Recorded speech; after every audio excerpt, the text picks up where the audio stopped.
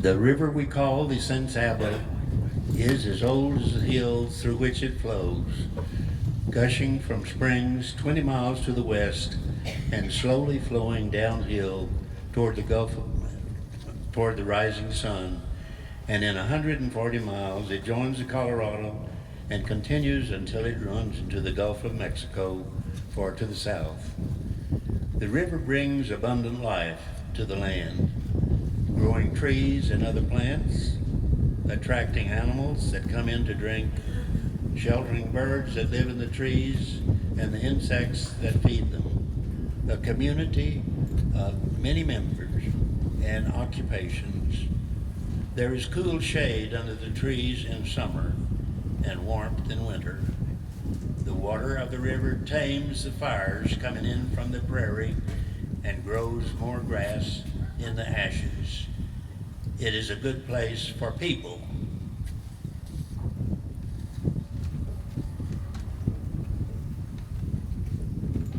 It was because of the river that the first humans came here.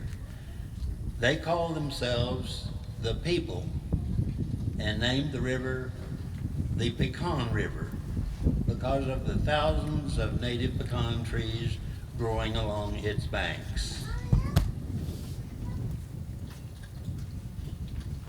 We, the people,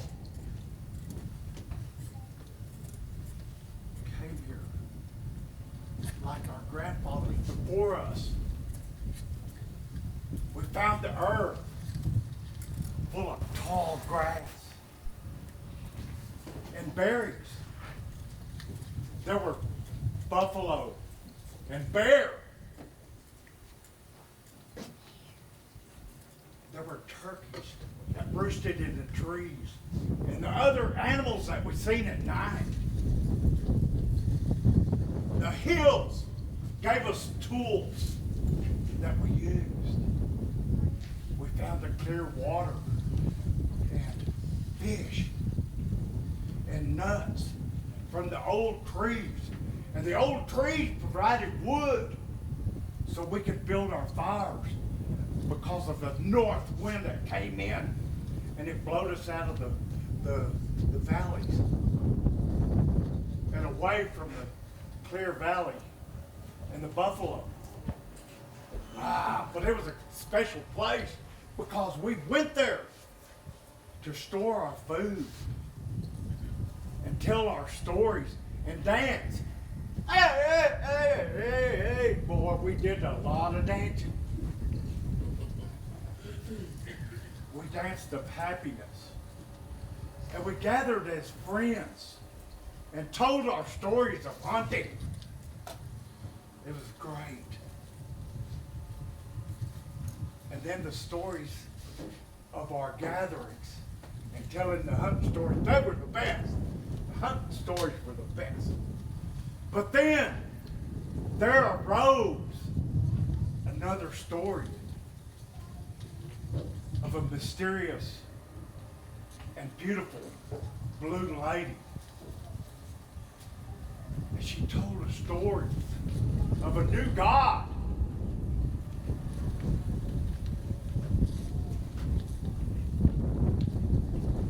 And of her people that were coming. They were light-skinned people. Their skin was just white.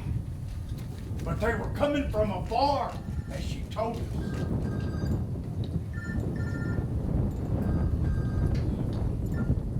In the year 1528, less than 4 decades after the Spaniards first arrived in what they call the New World, over 200 survivors of a failed Spanish voyage of exploration washed up on the shores of Texas. Only 4 castaways survived. One of them, Alvar Nunez Cabeza de Vaca, led them on an amazing 8-year trek back to Mexico City. In their travels, the 4 Spaniards encountered numerous tribes of the first peoples of Texas. Among these were the Humanos, whom Cabeza de Vaca described as the finest persons of any people we saw, of the greatest activity and strength. The Humanos were a nomadic people who roamed over the West Texas plains and among the pueblos in eastern New Mexico. Their annual migrations brought them to the little river of Pecans in search of its numerous nuts. In their travels, the Humanos also traded with many tribes, including that of the white-skinned Spaniards in New Mexico.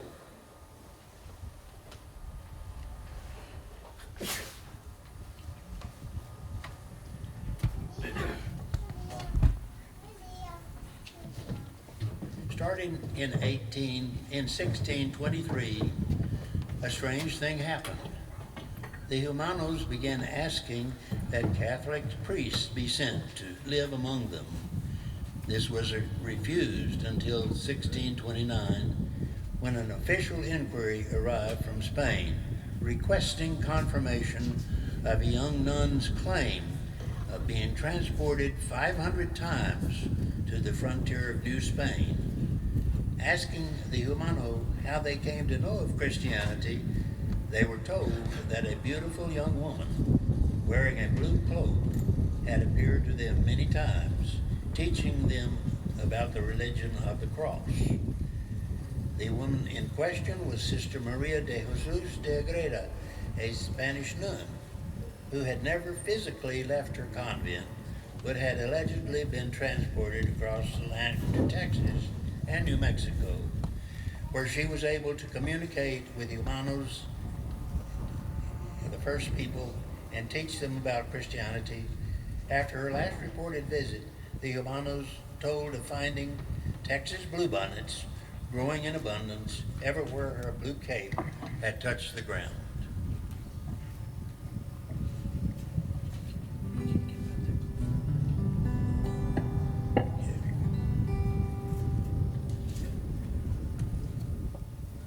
In the great land of Texas, in the dawn of the spring, there's a delicate flower that blankets the plains.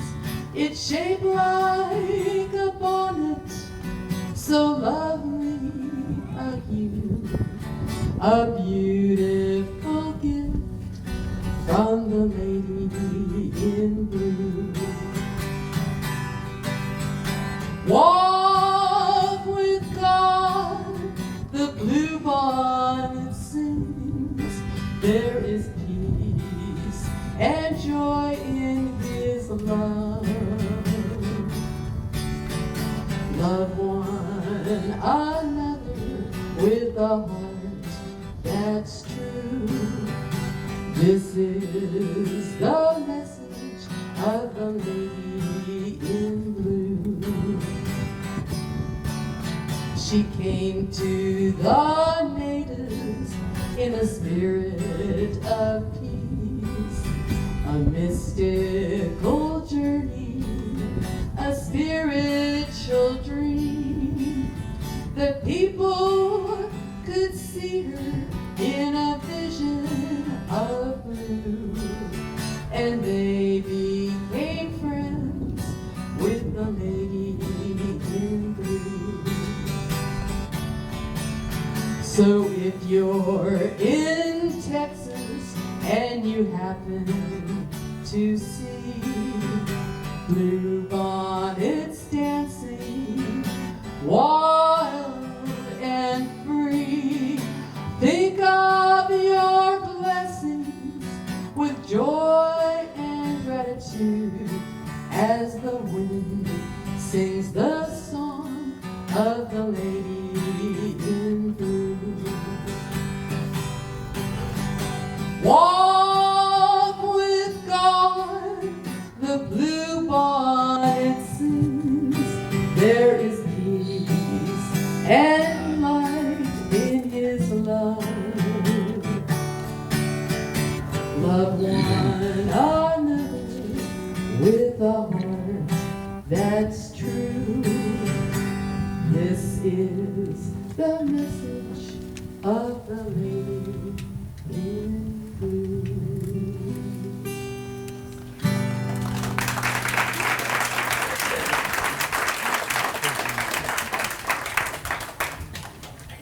After the Lady in Blue's last visit, the Spanish did provide the missionaries long requested by the Humano. In 1684, they even built a mission for these first peoples, named Mission San Clemente. While its precise location has not been determined, it very likely was built on our little river, where over 2,000 Humanos and other first peoples were baptized in the short 6 weeks of the mission's existence. It was abandoned, however, after repeated attacks by the Apache and other hostile tribes. Thus, stories of the first people were coming true. Later in 1757, 6 Franciscan priests from San Antonio would call the river in the Valley of Pecans the San Saba, a name that had been given earlier to honor a Catholic saint named Sabas. The rich bottomland soil they saw would grow crops with water from the river, and there were countless trees for the construction of dwellings. The priests had come at the invitation of the Lipan Apache. They were confident in their calling to bring the light of salvation and Spanish civilization to these children of God. So, with sponsorship by the Catholic Church and the Spanish Viceroy in Mexico City, the Spaniards brought their families to establish a permanent Spanish colony on the banks of the river. They built a mission, and 4 miles upstream a fort, the Presidio, which was to provide security for the most remote outpost in Spanish Texas.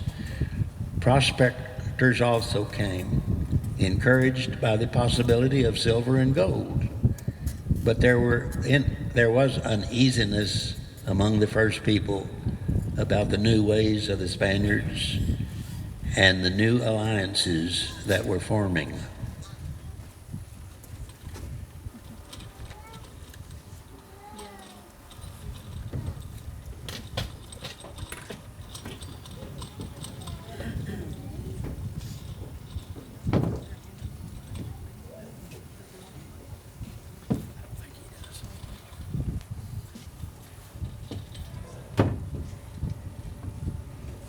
Buenos dias. I am Fray Miguel de Molina, a Catholic priest. I have been trained at the missionary of the Franciscans, the Colegio Apostólico San Fernando de Mexico, to be a missionary to the Lipan Apache. I arrived here on the 1st of February of 1758, joining Padre Presidente Alonso Giraldo de Terreros and the Reverendo Padre José de Santiesteban y Averín, both of whom had established the mission the previous April. The San Saba Valley had been found to be ideal for farming, and there were signs of possible mineral wealth also found in the area. The site of what was to be named Presidio San Luis de las Amarillas was located on the north bank of the Rio San Saba. But against the strong advice of the commander of the Presidio, Coronel Don Diego Ortiz Parrilla, our Padre Presidente chose a mission site 4 miles downstream and on the opposite bank. He based his decision on his desire to keep the soldiers from abusing or bothering the Indians. But in the end, by doing so, he has placed the mission in a dangerously vulnerable position. The purpose of the mission is to convert its Indians into loyal, productive Catholic Spanish subjects. And to ensure that the mission is a success, the Indian is to be taught a skill or a trade of how to farm or how to breed and care for livestock. This is already being done at other missions in the San Antonio area and is working very well in many cases. But in the end, it all depends on the willingness and the commitment of the Indian. Sadly, by the middle of summer of 1757, despite my brother Friar's best efforts, no Apache have appeared here except to stop and ask for tobacco and gifts before traveling north to hunt buffalo or to raid the camps of their enemies, the Norteños. Believing the project is doomed to fail, 4 of the original 6 Franciscans have left by the late fall, returning to Mexico by way of San Antonio. Unlike my brother priests, I believe in the importance of this mission and in Padre Terreros. He is very experienced with natives at other Texas missions. And I am certain, with the help of Almighty God, we will be successful here in the beautiful San Saba Valley.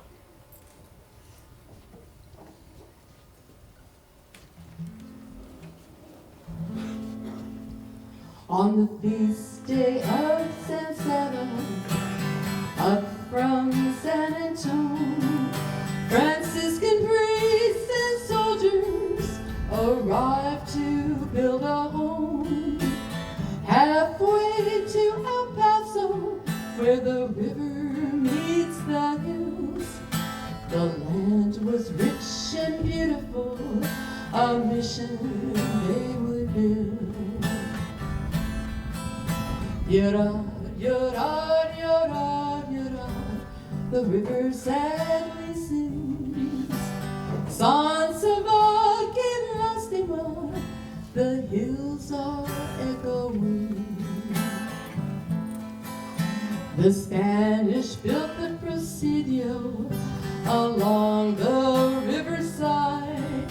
They farmed the land and lived among the Apache native tribe. A few miles down the river, Santa Cruz de San Saba, they built the church and huts inside the mission's fortress walls. Yura, yura, yura, yura, the river sadly sings. San Saba que lastima, the hills are echoing.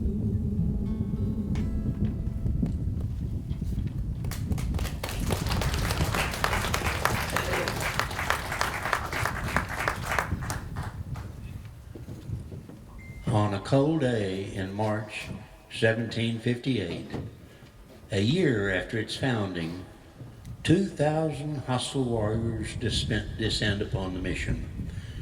The French, who were not pleased with the increasing Spanish presence in the area, had armed these tribal enemies of the Apache and encouraged them to destroy the mission. 2 priests and 6 other Spaniards were massacred. Father Molina, although seriously wounded, escapes and returns to the Presidio, where he tells Colonel Parilla, the commandante of the military garrison, the details of the destruction of the mission.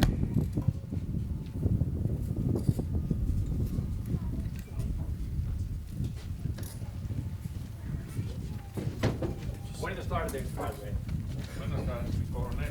I'm so happy to see that the wound in your chest is getting much better. Muchas gracias. Please sit down. Siéntese, por favor.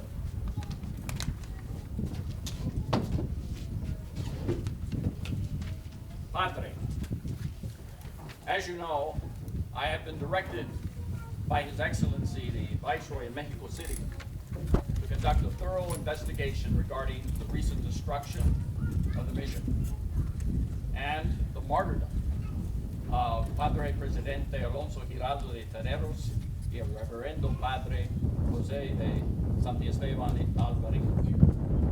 And of course, also the 6 brave and loyal subjects of our Most Catholic Majesty who were also killed at the mission.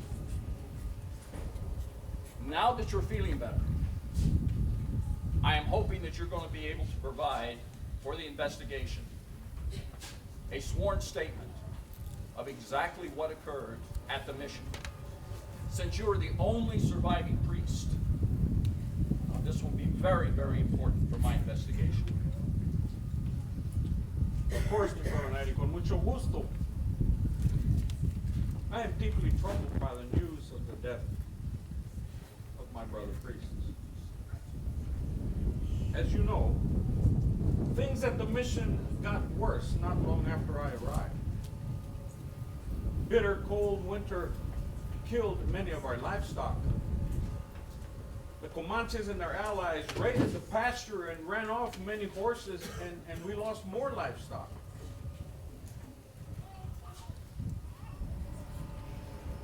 I recall when your soldados reported seeing so many hostiles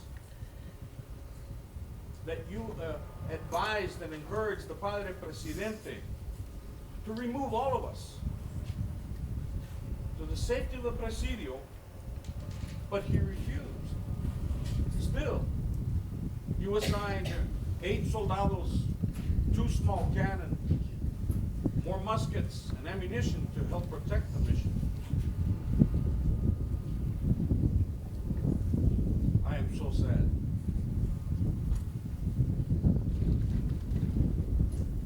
As you feared, on the morning of the 16th of March, the air was filled suddenly with these vicious yells and cries, and before long, the mission was surrounded with about 2,000 Comanches and their allies.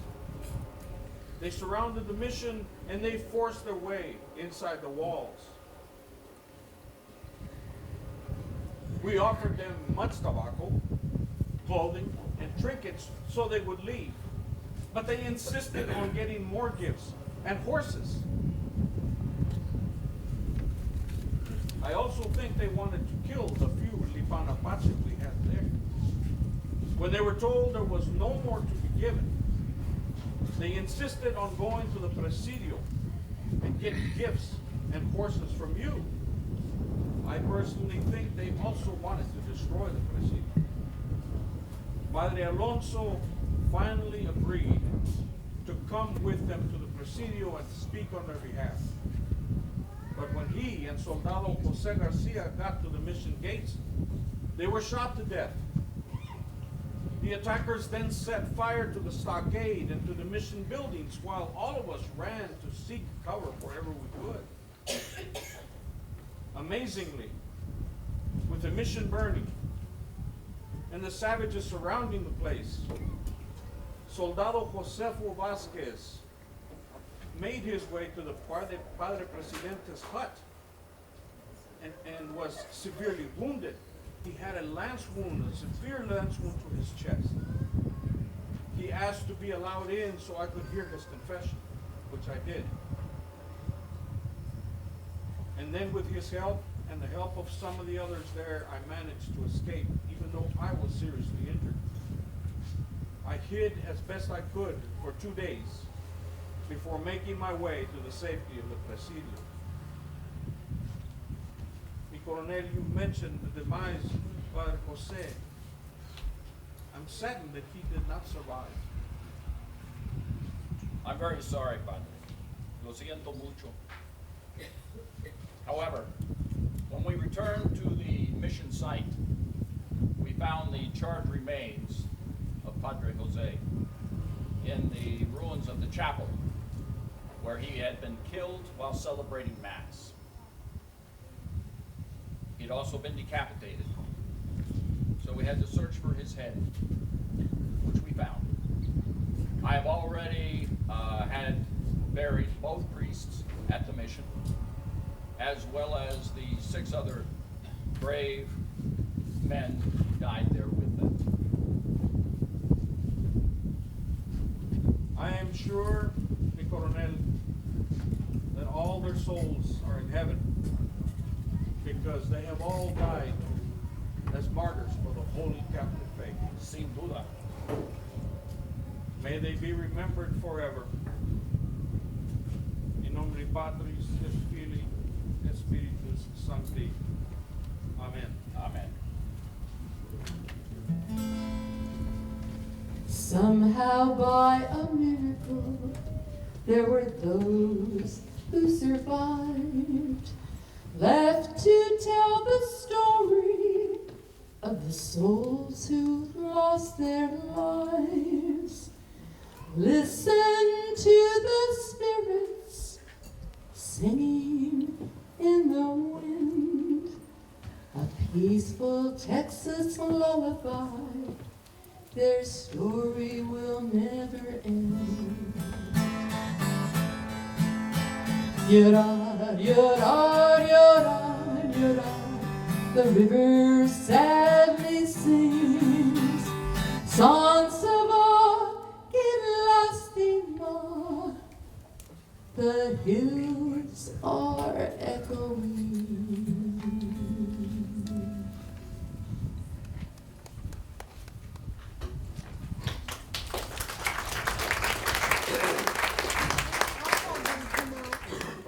The noble venture of the Padres in the Valley of the Pecans ended almost as soon as it began.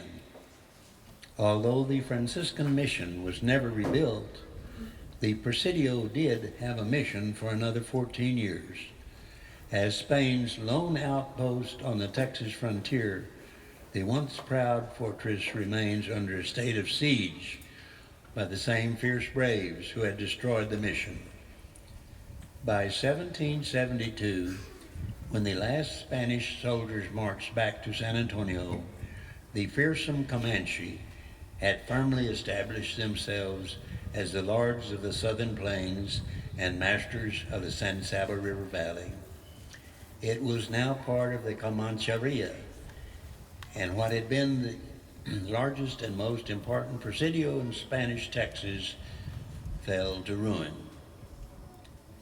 Years passed, and the stories of silver and gold continued to grow and excite young venturers from east to seek their fortune.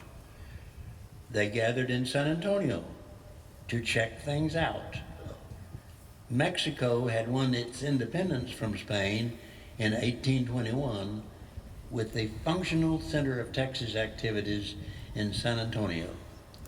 From Louisiana came Jim Bowie, a robust adventurer who soon established himself with the leading family of San Antonio, and after a few years leads a group of fellow treasure seekers into Comancheria and the San Saba Valley.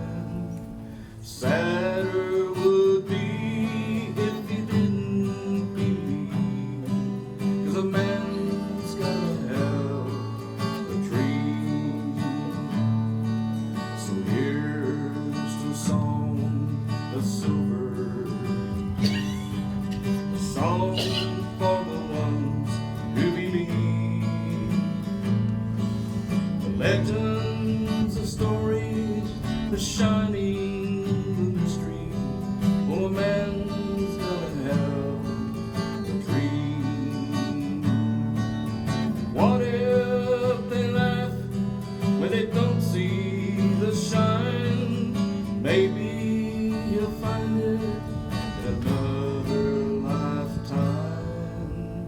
Sadder would be if he didn't believe, 'cause a man's gotta have a dream. Oh, a man's gotta have a dream.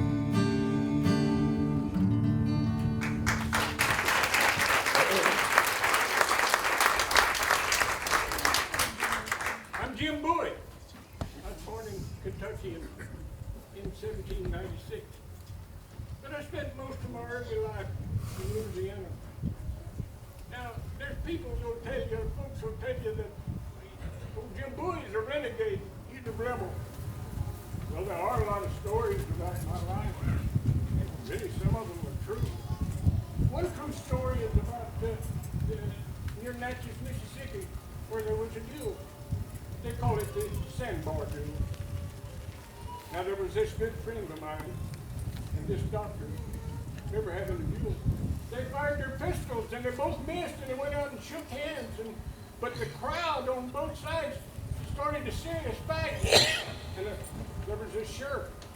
And I'll tell you, this sheriff was no friend of mine. This sheriff shot me in the hip. And as I was falling to the ground, he speared me with his sword cane. And then I took out my knife and I killed that sheriff.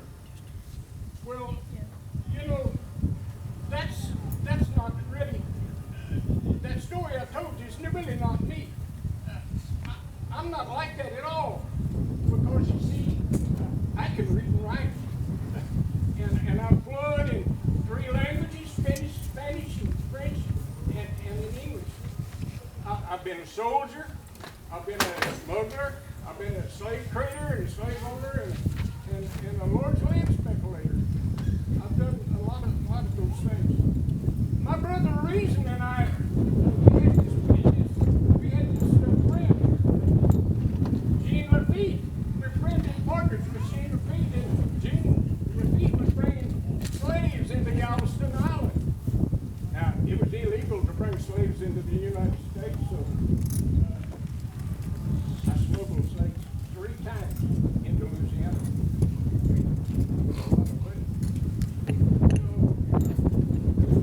Louisiana, we resold Louisiana to the United States. The United States recognized all the deeds and land titles. And they recognized all the deeds. And Jim and I bought a bunch of properties. And we owned several plantations. But the Supreme Court ruled that there were not all these cities. And also, we had Jim and I had this steam-powered sugarcane processing plant, and we sold it along with 65 people for $90,000. And they just got a lot of money in those days. But you know, I came to Texas because I heard about all that free land that those Mexicans were giving away. So I come into Texas and I see that I came into San Antonio and I saw the vice governor of Texas. We became good friends and partners, and I told him, I said, I came here for some of that free land. And he said, Jim, you don't understand. You have to be a Mexican citizen to obtain this land. And if you're going to be a Mexican citizen, you have to be Catholic. So I converted to the Catholic faith. Then Vermont and I had several deals together. But then after a while, I had to go back to Louisiana. But 2 years later, I came back to Texas. And you know, when I came back to Texas, would you believe that a Mexican citizen could get 11 leagues of land? Now, that's got 48,000 acres. And I had some friends. And I figured with these friends, I could control maybe 700,000 acres. But you know, just like in Louisiana, got those Mexican government, they changed the rules and I lost the land. Now, Governor Miramonte had a daughter, Ursula. Now, Ursula was the love of my life. We were married there in San Antonio, and we had a little boy and a little girl, and we were real happy for about 2.5 years. But then tragedy struck. It was cholera. Cholera took the life of Ursula and our children. And you know, I was very depressed about that. But then, after a while, I heard about them little Apache Indians out in the hill country in their silver mine next to the San Sabah. So I come up into this old fort, this old presidio, and I made camp. And I made camp right next to the western entrance there. And I even carved my name in that entrance rock on the west side. And you can go there today and you can see my name just like I put it B-O-U-I-E, like I spelled it on my marriage license. But you know, I realized real quick, Jim, the silver is right here. So I hurried back to San Antonio. And the reason that I come with 10 men and we come back out here to this old fort, this old presidio, and we go up to San Sabah about 10 miles to a place they call Silver Creek. Now, when we got to Silver Creek, there were 2 or 3 tribes of Indians there.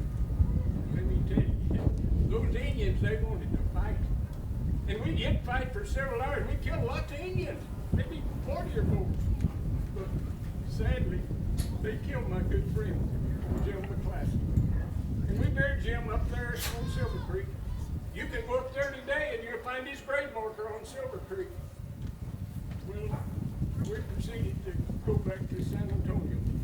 But let me tell you, if you have a little wanderlust, if you have silver fever, or if you have a dream about the silver, like I did, like old Jim Bowie did, you'll go up there to Silver Creek, because I'll tell you, that silver is still up there on Silver Creek.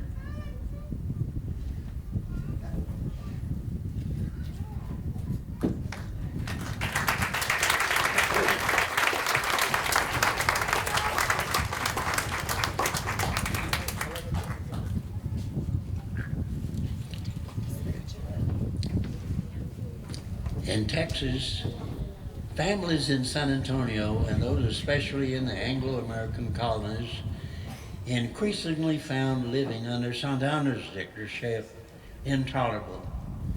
Armed rebellion was in the making.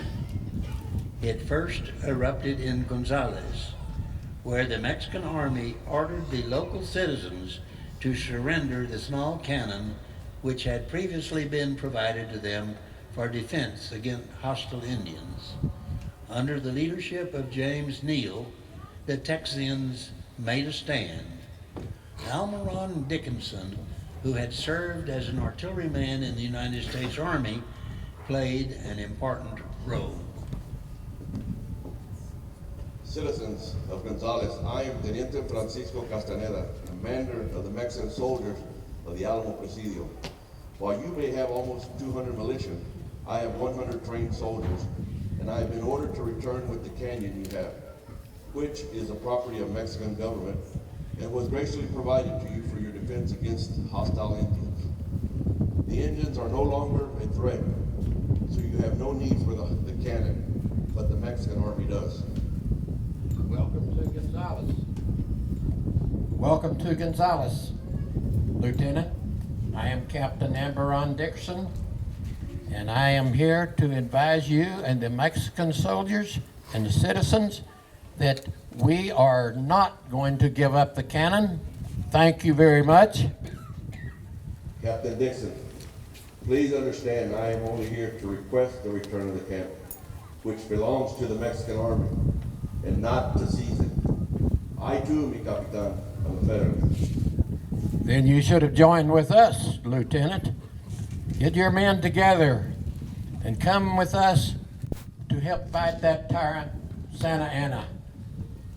I am sorry, mi capitan, but I am above all else a Mexican soldier and obligated to obey my orders. Well then, come and take it.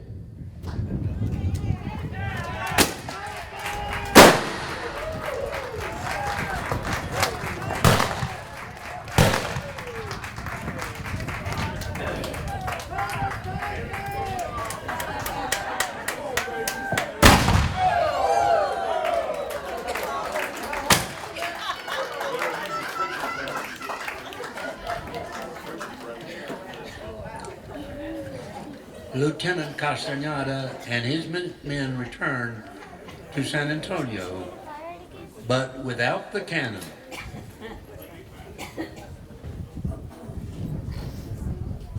General Martin Perfecto de Cos was in command of all the Mexican military forces in Texas.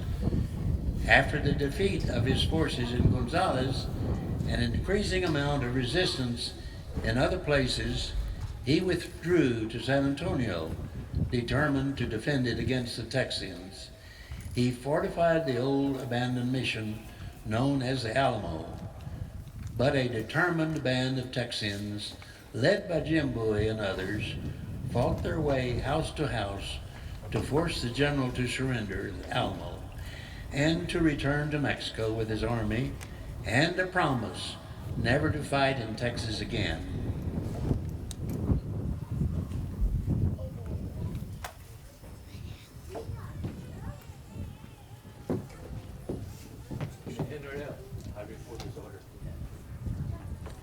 General Cos, we may be related by marriage, cuñados, but I do not understand how a few Texians, Tejanos, and foreign pirates from the United States could push you and your entire army from Texas. Martinero, the Texans citizens are upset about the repeal of the Constitution of 1824. Much like the Mexican citizens in Coahuila and Los Icos. My soldiers were brave and fought well, but the Texans and the Tejanos were like tigers, and we could not stop them. And Iraq, you are a disgrace to Mexico and the gallant Mexican army. You were defeated 6 times in battle by the Texians. Even though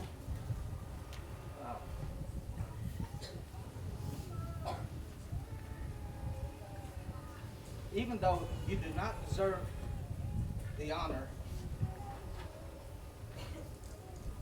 but because of our family ties, I will allow you to serve in the Mexican army as one of my generales.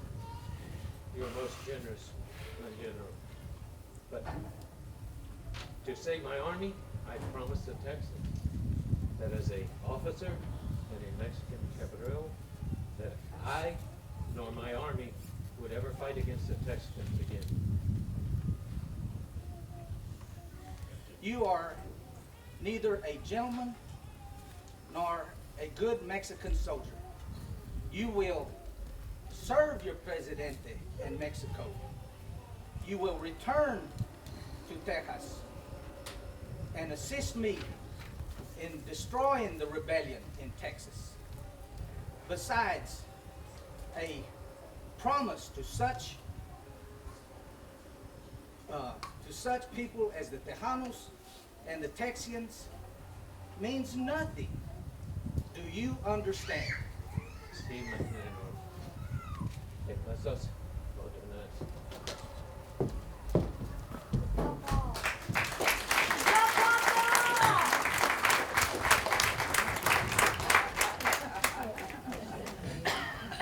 The entire Mexican army, led by General Santa Anna himself, was now marching northward to wipe out the Texas rebels. It was decided to make a stand at the Alamo in San Antonio and wait for reinforcements.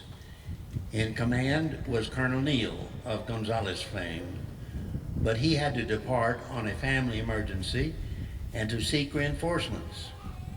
In his absence, the leadership fell to Jim Bowie, David Crockett, and William Barrett Travis. While these were familiar names to most Texas school children, there were many more who were also heroes at the Alamo, including women and children who endured the entire 13-day siege, along with their valiant husbands and fathers. The Mexican army arrived in San Antonio on February 23rd, 1836, taking the Texian and Tejano rebels completely by surprise. In panic, the Texian and Tejano soldiers and their families scrambled to the protection of the Alamo before Santa Anna's soldiers could arrest them. As the Mexican soldiers swarmed into San Antonio, the gates of the Alamo were quickly locked shut, marking the start of the epic 13-day siege, which would change the history of Texas, Mexico, and the United States.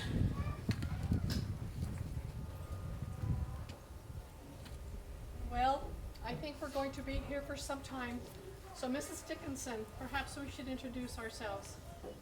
My name is Juana Navarro Albury.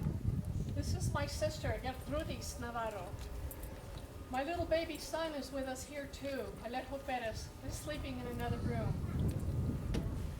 I was born in 1812 to the Navarro family of San Antonio de Viejas.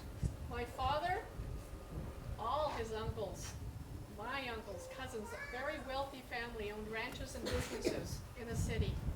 And they were very active politically.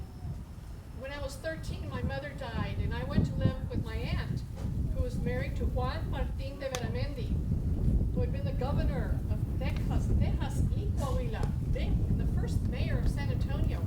He lived in a grand house in the middle of San Antonio. People called it the Veramendi Palace. I met very many people there, people who would come to business with my uncle.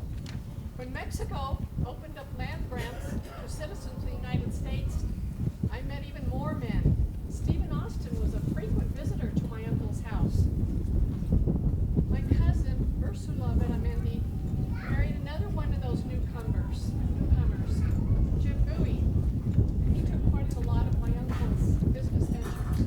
I married Alejo Perez, a cousin of the family that founded the city of Victoria. But then cholera came, killed my uncle. It killed my cousin Ursula Bowie and her children. And it killed my husband, leaving me a young, pregnant widow. My son was born early in 1835. And the rest of that year, it was frightening and exciting. So much was going on, for so many men wanted Texas to be a free, independent country. But not all. My family was divided. My father, he stayed loyal to Mexico. But two of my uncles, Jose Antonio Navarro and Jose Francisco Ruiz, right now, they're in Washington on the Brazos, and they're both helping to put together a Declaration of Independence. When the invaded Mexican army, our cousin, Don Santiago, you know it's your boy, brought me, my sister, and her baby son to the Alamo to keep us safe. But then, the second day, he collapsed with pneumonia. We have vowed to stay with him as he recovers, for he is our family.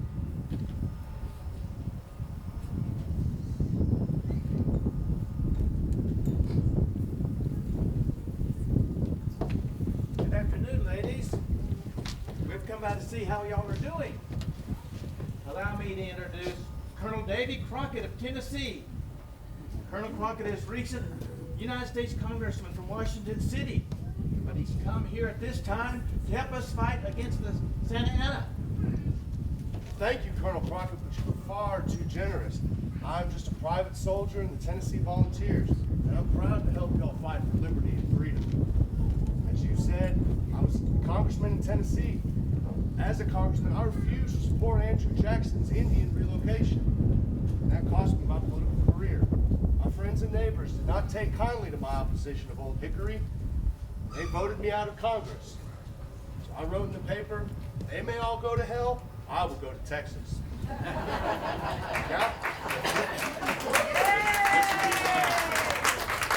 that I'm here, I see that Texas is the most beautiful place on God's earth. As I've written in my letters to my family home, as soon as we whip this Santiani feller, I'm gonna bring them out here and start over. Lots of good land, freedom, and opportunity to be had here in Texas. Colonel Crockett, you are far too modest. Why, since you've been here, the spirits of all have been raised through your bravery and your good humor. Even so, we are certainly amazed at your fiddle playing performances and your efforts to learn both to learn and speak Spanish. Oh, muchas gracias, senor.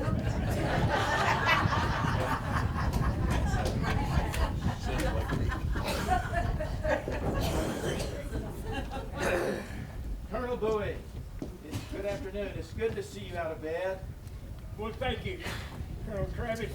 I'm glad that you assumed the command now that I've become so ill, but I plan to do everything I can to help the cause. Of course, sir. And if you allow me, I must be about my duties.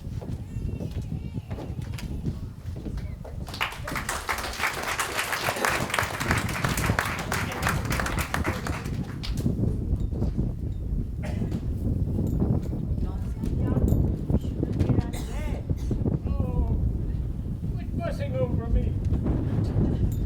You need to quit fussing over me and forget about me. And you need to go back into there and where your father is and take your family there. And I think your father, who's on Santiano's side, will allow you to join the other members of the family and say, No, this is our family. We will stay and fight.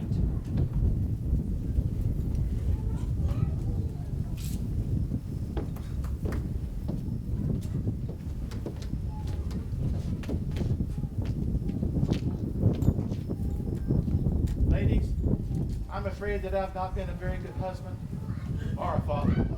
But I would like my son to know that I'm thinking of him. Perhaps you'd allow me to read a letter that I'm sending to him. Yes, of course, Colonel. This is to David Ayers. Take good care of my son.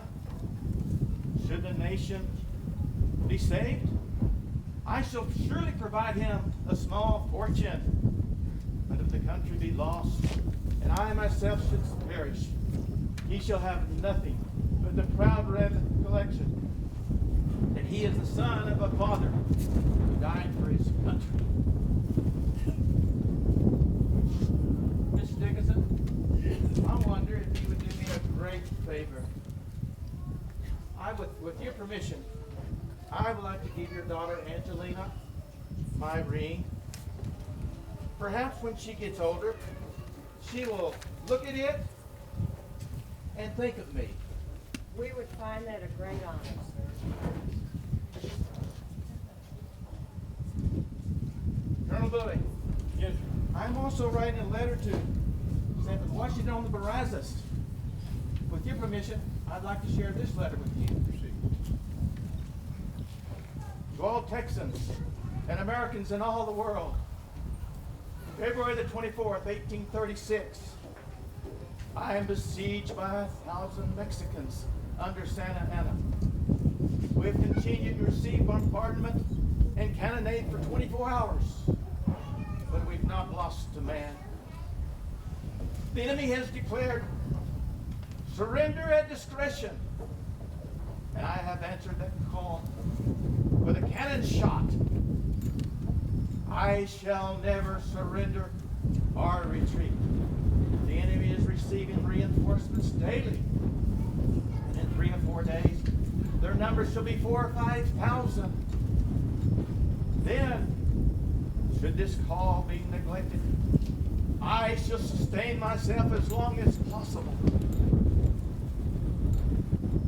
And shall die as a soldier who never forgets his duty to himself or to his country.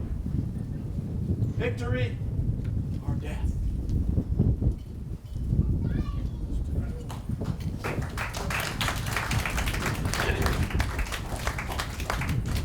Captain Seguin, reporting as ordered, mi coronel. I am depending on you to deliver this letter to General Sam Houston. I do not wish to leave my men, but I will not fail, mi coronel.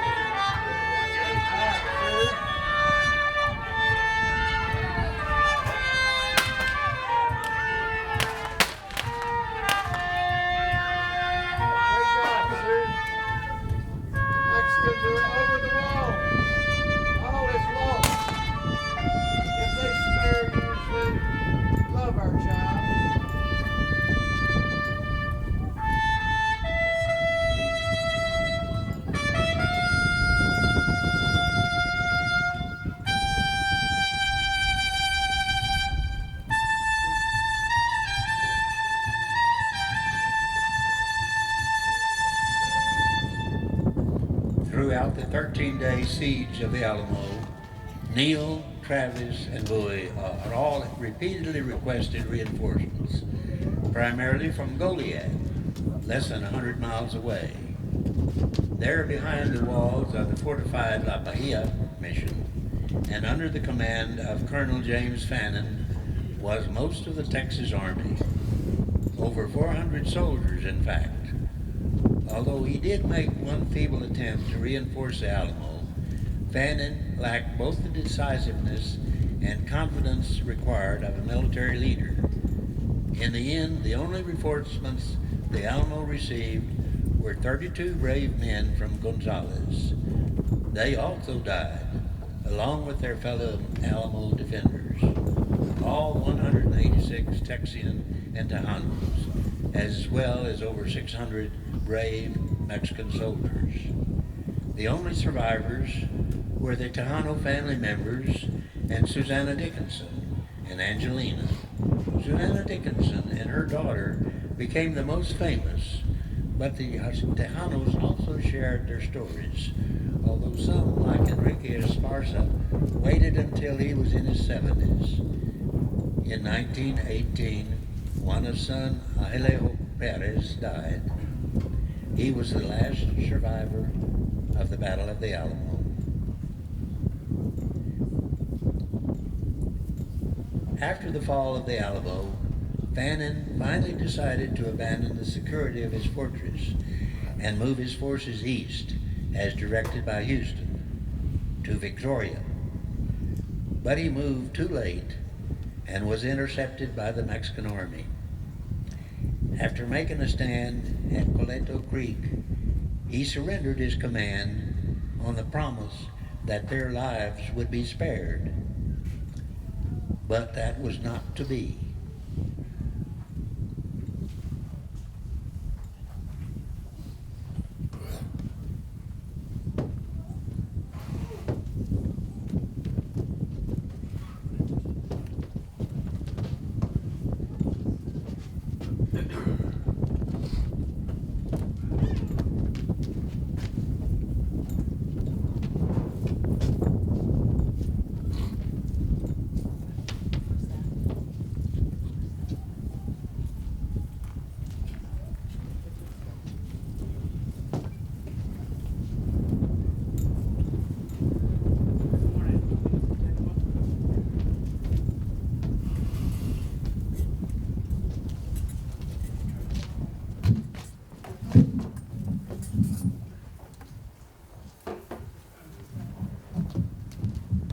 Good morning.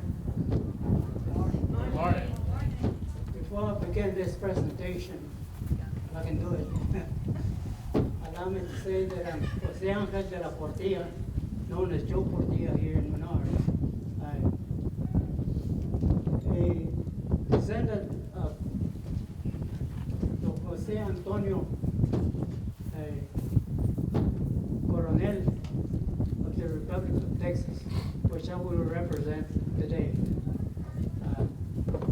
And I have he has a very sad story and the best story to tell you all about what happened to him in Goliad, Texas.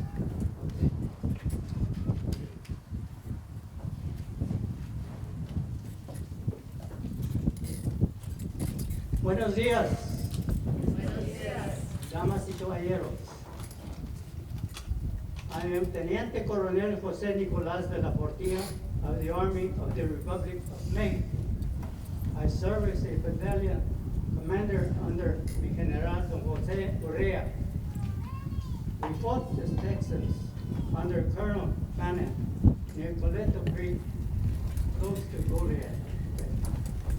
They fought well for several days, but were without water and food, and we had completely surrounded them. Given this situation, Colonel Fannin surrendered his command to General Urrea at discretion, meaning that their fate was to be determined by El Presidente General Santana.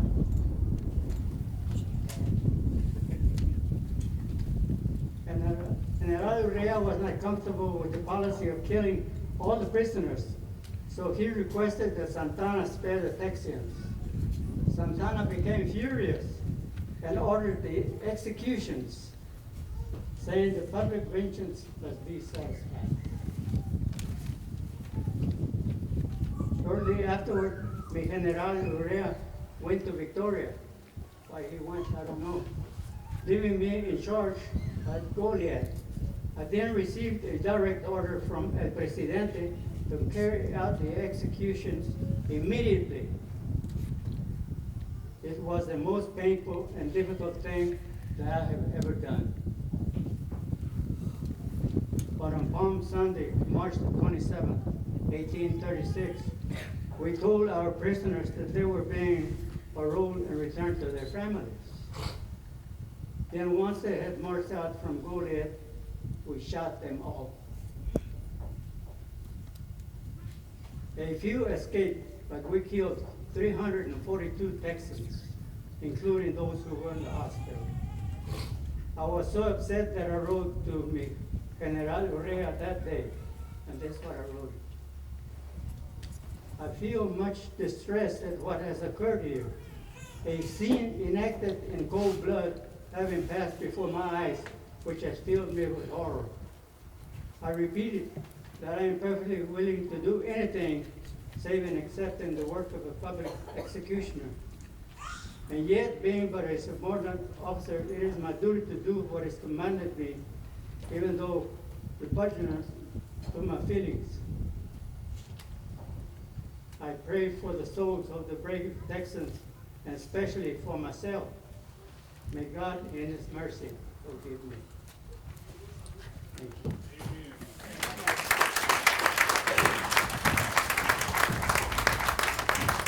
I hope we don't have any descendants of the prisoners.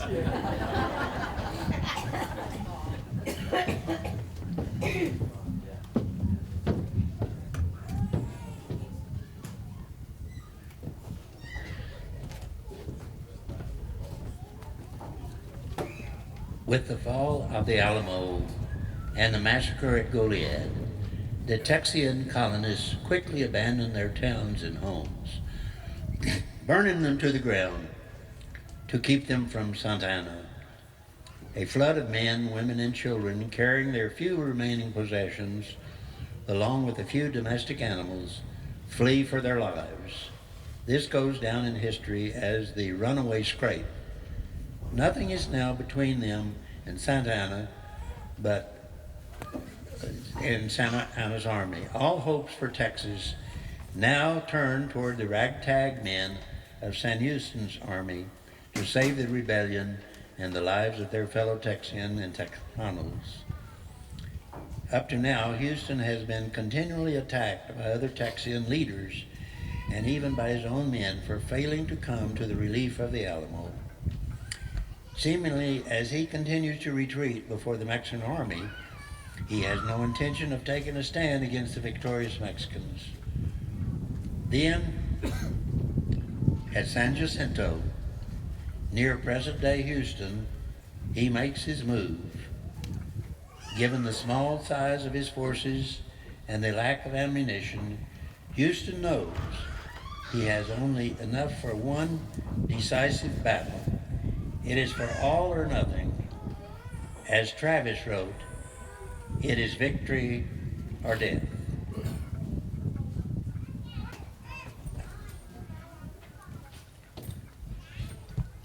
Captain Seguin, you and your Tejano cavalry have been my valuable eyes and ears throughout this campaign. Whether or not we defeat Santa Anna tomorrow, I want you and your men to know that your general is very proud of them. Thank you, General. Now, in regard to tomorrow's battle, I want you and your men to provide security for the camp. I am concerned that our men might mistake your Tejanos for Mexican cavalry. Do you understand? I do, mi General, but I must respectfully protest. When I brought you Colonel Travis's letter, you ordered me to stay. Obedient to your orders, I stayed alongside with you. But all my men died at the Alamo, where I, their commander, and their friends should have also died. But I have formed a new company of patriotic and brave Tejanos. We are ready to fight to revenge the deaths of our comrades at the Alamo, not to stand guard duty. But to distinguish ourselves from the other Mexicans, we'll put these playing cards in our hats. We are ready to stand with you, sir, to defeat Santa Anna. Very well, Captain. You and your Tejanos will stand with Colonel Lamar's cavalry on the right flank. Gun, Texas.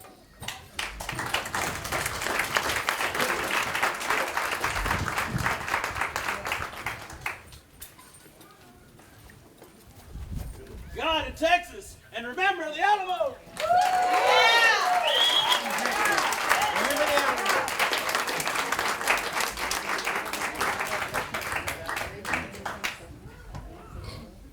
In only 18 minutes, in one of the shortest, yes, most decisive battles in world history, Houston's 900 undisciplined troops surprised and crushed Santa Anna's 1,250 soldiers.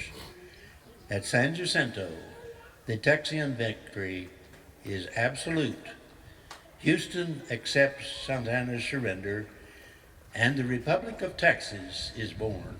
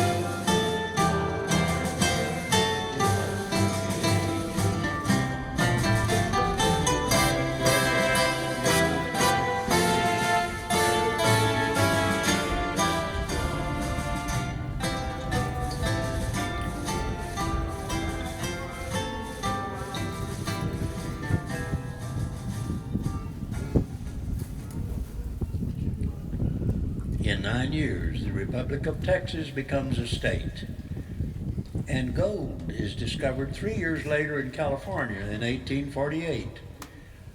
Although a treasure of gold and silver was never found along our little river, the desire to find riches was always in the minds of the frontier population. William P. Huff, a newspaper owner and naturalist, as one of Stephen F. Austin's original 300 colonists, gets the gold fever to head west and seek his fortune. Traveling by wagon on the main route through Texas, he stops to rest at the old Spanish fort along the San Saba River. He writes about it in his diary. Gold mania, having taken possession of almost all classes of society, has brought me away from my family and into the rugged lands and deep and rapid rivers. Numerous tribes of treacherous and hostile Indians and a scarcity of supplies and stopping places few and far between all present themselves as most forbidding facts. Having left Richmond, Fort Bend County, Texas on the 22nd day of April, 1849, with my four-mule team wagon, I now find myself north of Fredericksburg, some 2 or 3 weeks behind me. Wednesday, June 13th, 1849. We made 16 miles during the drive today. At noon, we halted on the south side of the San Saba. At the foot of a mountain range, fossils, smallest shells, are very plentiful. During the drive of the evening, we again crossed the San Saba. Up to the present time, we have not seen an Indian nor any Indian signs. The course of the road continues due west. The soil along the San Saba is rich and tolerably well wooded. At this place, wood, water, and good grass is plentiful. Thursday, 14th of June, 1849. We made 12 miles and nooned on the north bank of the San Saba. We can't get too close to the river on account of the dense thickets on its margins. Grass continues good. Thus far up the San Saba, there is some good soil and very desirable spots for homes and farming purposes. The forest growth for building and fencing better than on the Llano. Friday, 15th of June, 1849. Having been ill with colic, I did not take any notice heretofore of the almost legendary sight of the once so much talked of mission and silver mine of San Saba. The day before yesterday, June 13th, 1849, we crossed a rapid stream or ditch of cool, pure water. The water was so cold as to make my teeth burn. It came gushing and dashing down the gentle slope of a gravelly hillside densely covered with chaparral. We all were of the opinion that the water came from the old site of the Mission San Saba, and that we were not far off from the silver mine which had been worked or wrought long years past by the Mexicans and Indians. We halted on the bank of the ditch or ravine, and in company with Mr. Lippincott. About 600 yards from where we had crossed the ditch, we discovered a moss-covered wall about 12 feet high, built of stone and cemented together. All signs presented themselves so unmistakable as to conclude that we had really discovered the site of the long-lost mission of San Saba that I had heard of and discussed with James Bowie.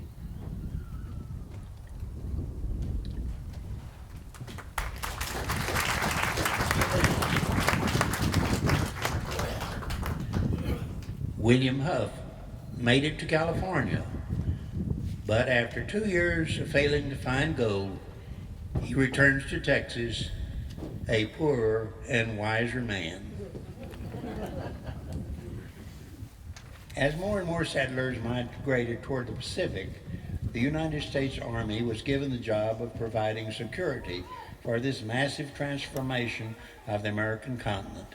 Forts were established at strategic points to make this possible. In 1852, only a few years after William Huff visited our little valley, Colonel Percival Fraser Smith, the commanding officer of the Department of Texas, rode here, like the Spaniards before him, looking to establish a permanent military presence in the San Saba Valley.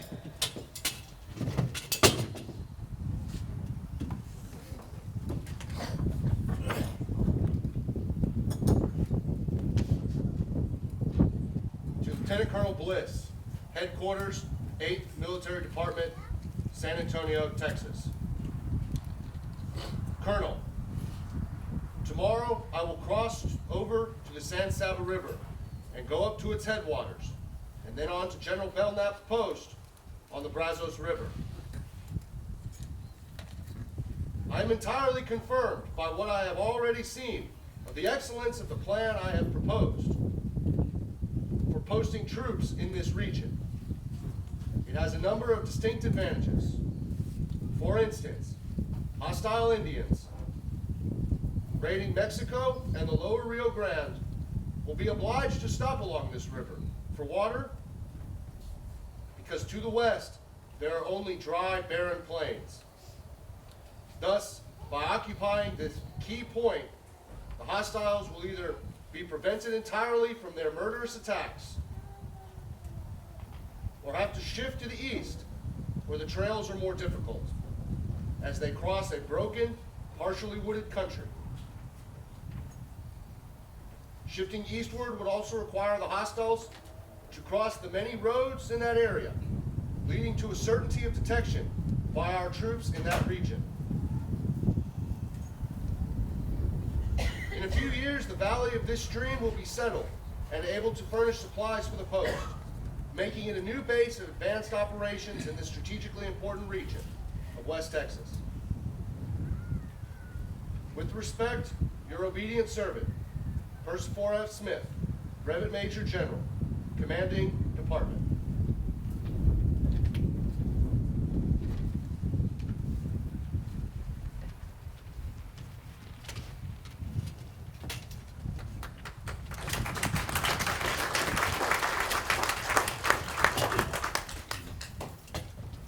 Established in 1852 as the camp on the San Saba, the military post is soon renamed Fort McCavitt in honor of Captain Henry McCavitt, who was killed in action during the Mexican War. It remains in operation until 1859, when its soldiers were reassigned elsewhere. Menard County is created by the state of Texas in 1858. However, due to the ferocity and relentless number of raids by hostile Indians, it is not officially organized until 1871, after Fort McCavitt is reestablished. Emblematic of the problem is the Great San Saba Raid of August the 6th, 1866, which saw 31,000 head of cattle stolen and many Menard County settlers killed by 200 to 300 Comanche warriors. In order to protect themselves when the Comanche were on the warpath, settlers would gather together at Fort Up. In Menard, the old Spanish fort, with its strong limestone walls, was especially well suited for this purpose. Also, many of the new settlers first settled in the Presidio, living there until they could build a suitable home elsewhere. Peter and Caroline Ellis Robertson arrived by ox-drawn carts in 1862, and like many before them, found shelter in the ruins. Soon, on January 18th, 1863, a baby girl was born there. They named her Sarah Jane, and she was the first Anglo child born in Menard County. But this was still Comanche country.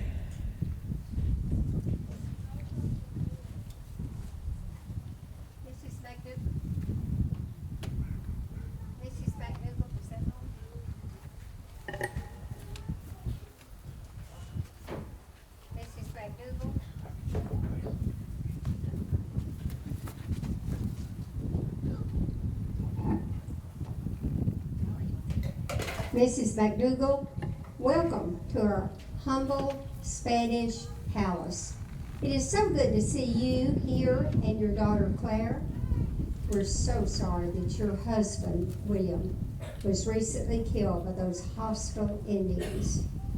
We haven't been here long, but we got here in time for our daughter Sarah Jane to be born here. Although it's not fancy, living here inside the ruins has been very comfortable in this old Spanish Presidio. If we could just stop those Indian raids, things in the San Saba Valley would be so nice. You and I hope that my husband and the other men will be able to track down that Comanche war party that recently attacked our homes, stole hundreds of horses, and took almost 30,000 cattle. In the meantime, I think we'll be safe here in these strong stone walls. I pray you're right. I pray you're right. I don't know what I'll do now. Just me and Clara here in this wilderness. I dream every night. See Will running towards Clara, and then he falls, an arrow stuck in his back. And Clara's running as fast as her legs will carry her, and she falls right at the gate, a lance in her back. And those Indians already scalping Will, they take a knife and they cut from here all the way across and back to here, and then they roll that skin back, and they run and they holler and they scream and they're taking his hair. And Clara's laying at the gate, and here comes an Indian trying to get ready to scalp her, and I grabbed that gun, that old useless empty gun from the wall, and I'm not going to let Clara die, so I go out and I point that gun, and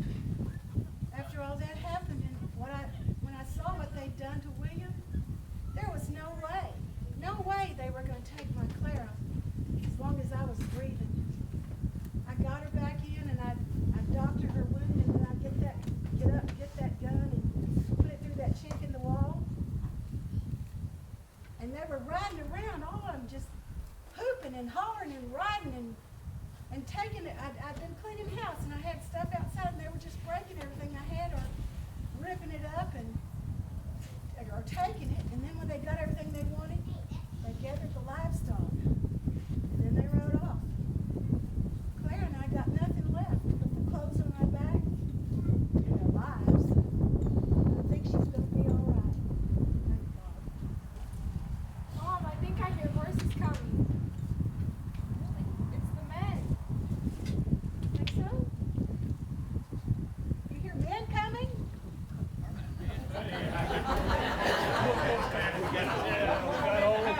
Get out of the sun.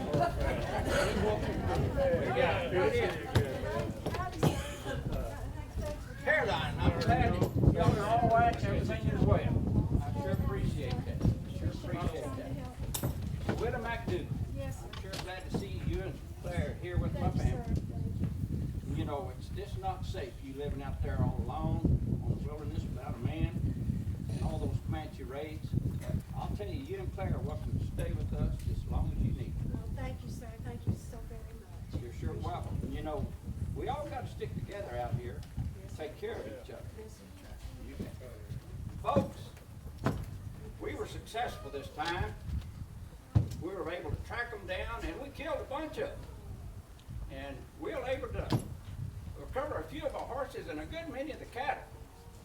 Just goes to show that those Comanches can't stand up to our 6-shot revolvers. And you know, God willing, nothing's going to stop us. But, you know, we're Menardians and we're made of sterner stuff. And, you know, whether it's a flood or it's a drought or it's those Dango Indians or even the bandits, we're going to keep on building and rebuilding our homes, working our farms and working our ranches, and we'll continue to live out our lives here on the banks of the San Saba River.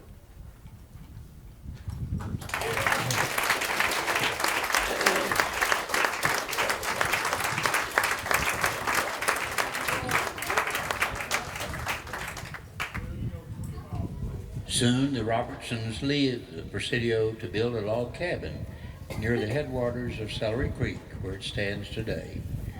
As more pioneer families settle in the valley of the San Saba, the village of Menardville is born. Limestone blocks from the ruins of the old fort are then used to build many of the foundations and walls of buildings that stand today, over 260 years after they were originally used to build the Spanish fortress.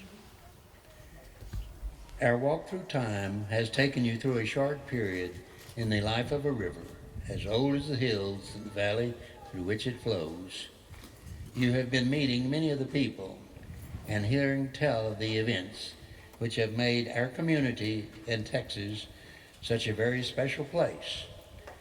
Maybe you have felt the spirit of the people who insisted on independence, those who searched for gold and silver, and those who only wanted a place to settle and grow. We have inherited a rich history in Menard County from the first peoples, from the Spaniards, from the Texians and Tejanos, from the soldiers, and especially from the brave and gritty settlers who gave Menard its amazing spirit, a spirit much alive today.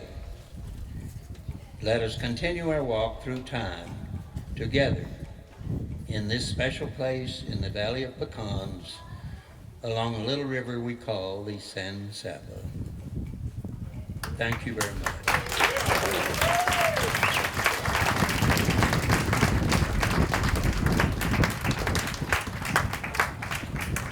Well, thank you all so much.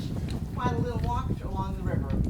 A couple more acknowledgments. I first want to thank Dr. Jakey Landers, our voice of the San Saba, does a beautiful job. Thanks, Dr. Jakey. You know, yesterday we were fortunate here in Menard to have visitors on the caravan from the Forts Trail. We were part of their 670-mile trek. They are on their way back to Abilene as we speak. and they have seen all 670 plus miles of the original Forts Trail. They really got a lot of Menard. We had, the judge was out, our wonderful mayor Barbara Hooten was here. We had lots of folks greeting them. It was grand, and we were especially gratified along with Margaret Hoekstra, who is the executive director of Forts Trails, and she organized this whole event. We had Mark Wolf from Austin, and Mark is the executive director of the Texas Historical Commission. And Mark and his wife were here to celebrate with us. Mark, some of you may have met back in the rededication in 2011 here of the pavilion.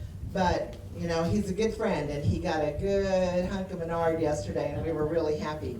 So when we're done here, you'll be able to visit with Jenny back there and with Jan and see those products, and then we'll meander over to the Presidio for the picture where we'll get organized and get that good photograph.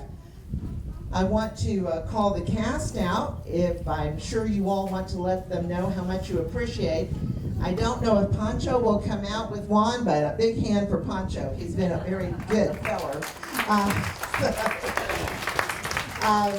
Of course, Jake is the river. So now if our first people will come out, please, and join us. Ray and Brenda Hernandez, there they are. And our nuns, we need Anita Leas and Martha Salcedo. Father Miguel de Molino, dear friend of ours, Joe Gonzalez, a reenactor from San Antonio. Colonel Diego Ortiz Padilla, Terry Kelly, from down the street. Most hair he's had in a long time. Carlton Coatman, everybody's Jim Bowie. He's more Bowie than Bowie. Lieutenant Castaneda, Abel Salcedo was not, Abel was substituted by Philip Valdez today, and he had to leave, but Philip was Lieutenant Castaneda. Almiron Dickinson, John Niffen.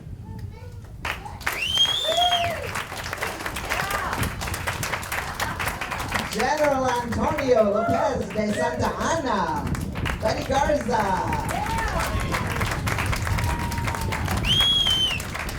Colonel Martin Perfecto de Cos, Mike Bostwick. Also from San Antonio, and Joe is a lucky man, he's married to this beautiful lady, Juana Navarro Alsbury, Stella Gonzalez.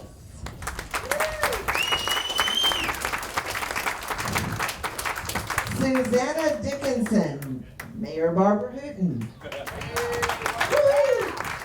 And she is with her beautiful little daughter, Angelina, played by Danny Ruiz. William Barrett Travis, Mr. Ron Wood.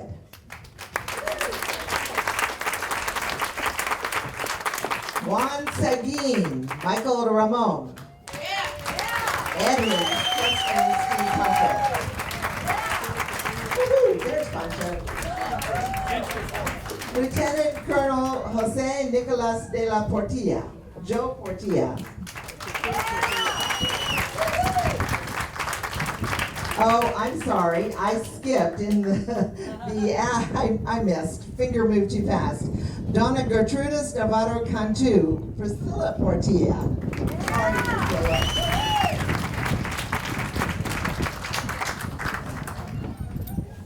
Sam Houston. And a Menardians, Stan Roberts. William P. Huff and a Menardian, Kobe Porter. David Crockett and Colonel Percifor Fraser Smith, Kevin Malcolm. Mrs. Caroline Robertson, Catherine Niffen. Get Catherine up here on stage. Mrs. Elizabeth Schellenberger McDougall, Sharon Lonbaugh. Clara Schellenberger, Catherine Marshall. Peter Robinson, Jay Coatman. And a big round of thanks to, you have to clap really loudly because they're on their way to El Paso, Rome Hill sang for us, and especially to Cynthia Jordan, our beautiful voice and talent. I need to carry an awful lot of thanks go to Buddy Garza for his guidance and help on set construction. Beverly Malcolm was a huge help in making some new costumes this year. Buddy Wilkinson has been our properties man, assisted by Kobe and Kevin and any other able-bodied man that would carry stuff out for us. And the sounds and primary weapons come from Barry and Sherry Niffen. We couldn't do without them. And additional voices and gunshots carried on by this motley crew behind me backstage. So, and everybody was safe. Nobody got hurt. But it was a fun time for all of us, and we hope you all enjoyed it. Go back and take a look, especially get those postmarks. Those are special.